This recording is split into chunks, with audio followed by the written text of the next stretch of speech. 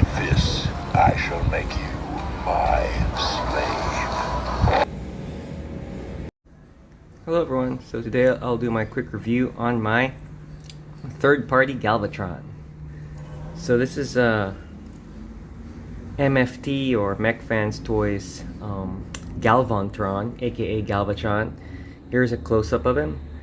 I sort of customized this guy, which I'll get to in a bit. So as you can see, I don't know if it's visible, but he's got a barely visible Decepticon sticker I applied. Yeah, you can see it in that angle. I painted these red over here because, you know, I googled Galvatron, G1 Galvatron, and I saw that he has all these reds, some red streaks here and there. So I painted this one on this lapel here in the bottom, just like the other side. I painted his a little darker shade of gray for his goatee, and the silver around his collar, which this toy didn't have.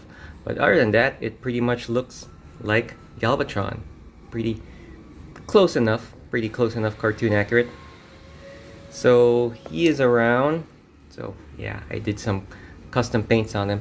Not to mention I also painted his gun barrel black. I use Gundam marker for all the custom paint apps that I did on him.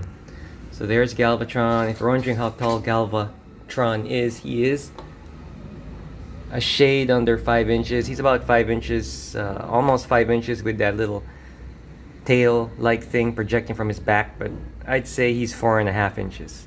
So in case you're wondering how tall he is, so he's legend scale.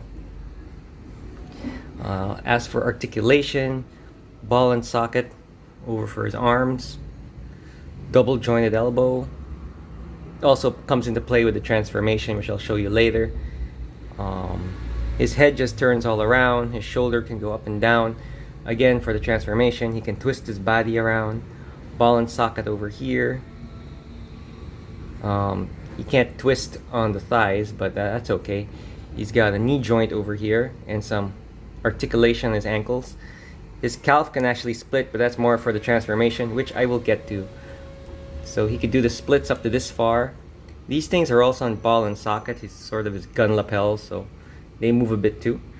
So I'll get to the transformation in a bit, but that's pretty much Galvatron. I'll give you guys a full 360 of him. Close up, front view, all the way to the bottom. Looks close enough to the cartoon. There's his gun. Non-working threads, of course. There's his back.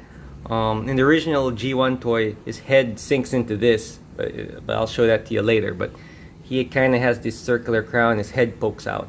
It's this collar and his head pokes out. But here it's in his back.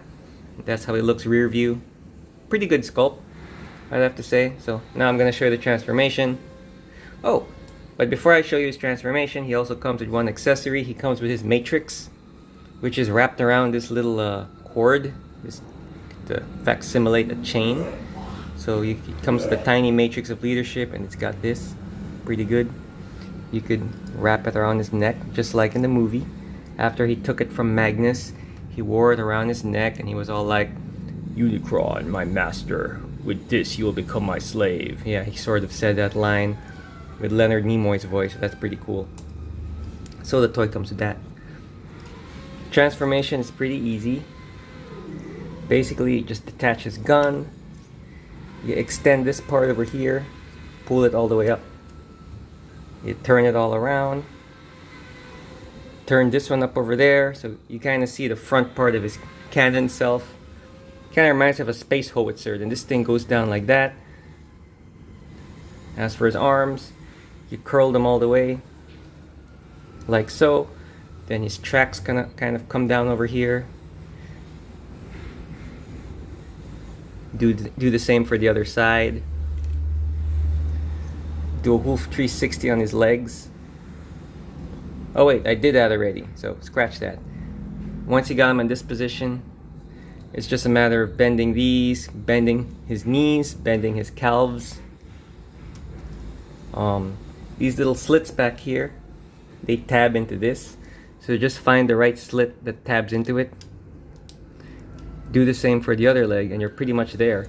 So his transformation is pretty simple. He just looks like a guy who's sort of kneeling on his elbows with his knees curved So it's kind of like that. And it's just a matter of sticking this here. And you have him on cannon mode, or space howitzer. Space howitzer is how I sort of called it as a kid. And you can flap those over there, and there he is. That's more or less Galvatron in his alt mode, which is pretty simple. Just a matter of cleaning it up, but yeah. You could lower these things down and to make him look more like a cannon. So that's Galvatron in his alt mode. Pretty quick and simple transformation, nothing too fancy, but it does the job. At least he's quick to transform. So there he is, Galvatron in alt mode. Next, let's show you guys his box. So Galvatron came with this box, which is in preparation to be flattened for storage. So this is the front of the box. 07. That's a nice artwork of Galvontron. Galvatron over there. It's third party. So that's the front of the box. The side got some little. It's got Cybertron over there. Advanced. Another nice artwork of Galvatron walking amongst the ruins. Here's the bottom, the top, the word advanced. The back, you get a shot there of Rodimus Prime. It's a mix of some Japanese and some Chinese, so yeah, it's all hobbled up. There's his little accessory, the Matrix, and then the bottom it says Mech Fans, or MF, Mech Fans. So this is MF Galvontron. Mech Fans Toys, MFT. That's his box. Here he is back in robot mode. The gun detaches, by the way, and the little peg is good enough for him to hold as well, so it's up to you how you want him to hold his little space cannon. So yeah. Legends class toys, as I said, he's around 4.5 inches. So he scales pretty well with other third-party Legends. I kind of dig the third-party Legends in the sense that they're nice and handy.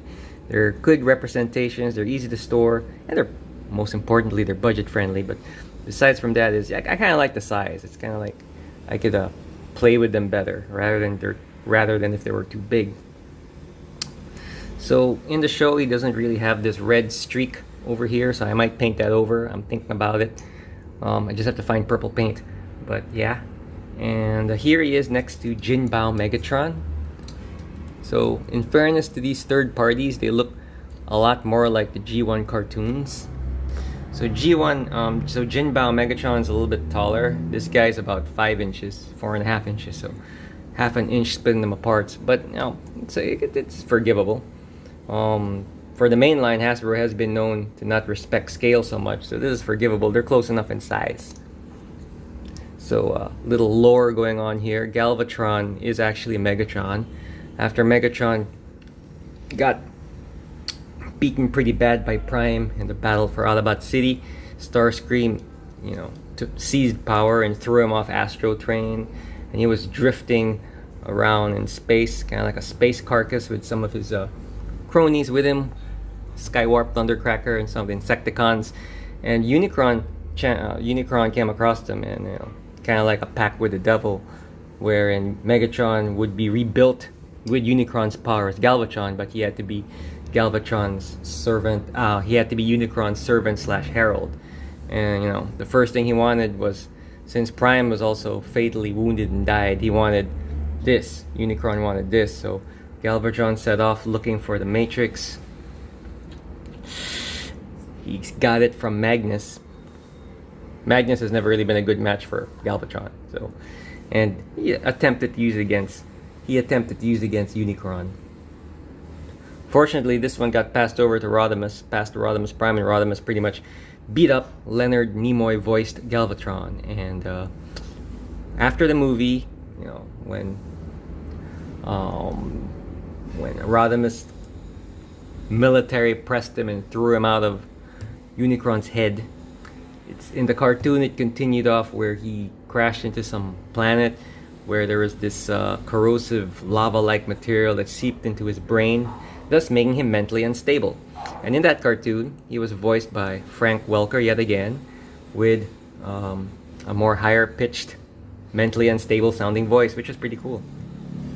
So I grew up watching season 3 of Transformers a lot, so I like Galvatron. I also had an old hand-me-down Hasbro Galvatron back in the day, G1. It didn't really look too much like cartoon Galvatron. This looks, though not exactly, looks more like cartoon Galvatron. So Galvatron sort of had a place in my heart, as I actually watched season 3.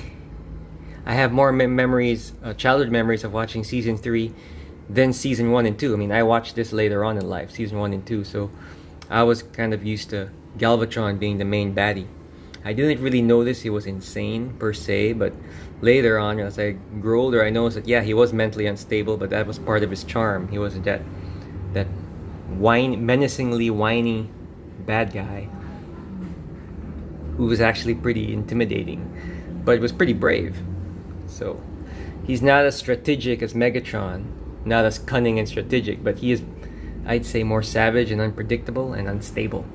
So that's my memories of Galvatron. And this Mech Fans Toys Galvatron's pretty good. Looks close enough, not exactly, but close enough to the series that I cherished as a kid. Little bit of tweaks in his transformation compared to the G1, but I think it's good enough for your collection. So if you guys want a handy Legend scale toy that you could, I could bring this guy to work because he's so handy and small, and pose him around and bring him home. So that's what makes these Legend class figures charming. You could bring them around with you, travel friendly. So that's my review of my Mech Fans Toys Galvontron, aka Galvatron. So it's a nice figure. Joints are tight, feels solid, doesn't really feel like a knockoff of correction, third party. So it's a pretty good third party Legend scale Galvatron that you could take with you wherever you go. And yeah, that's all. So hope you guys enjoyed the review. See you all next time. Bots. I hate the Autobots. I hate Cyclinus. I'm not very fond of you.